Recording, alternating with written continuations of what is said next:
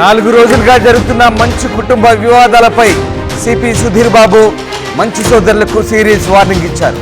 మంచు బ్రదర్స్ కు strong warning ఇచ్చారు పోలీసులు.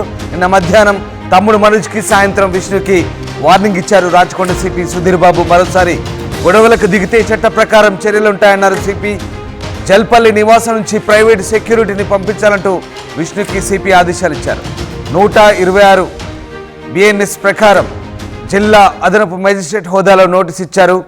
గొడవలకు సంబంధించి అన్నదమ్ములు ఇద్దరి నుంచి విడివిడిగా వాంగ్మూలాలు సేకరించారు సిపి సుధీర్ బాబు. ఏడాది పాటు గొడవకు దిగనని సిపికి బాండ్ రాసిచ్చారు మనోజ్. ఈ నేపథ్యంలో నిన్న రాచకొండ సిపి కార్యాలయంలో మంచు విష్ణు విచారణ కూడా ముగిసింది. దాదాపు గంటన్నర సేపు విష్ణును సిపి సుధీర్ బాబు విచారించారు. 4 రోజులుగా మంచు కుటుంబ వివాదాలపై ఆరా తీశారు.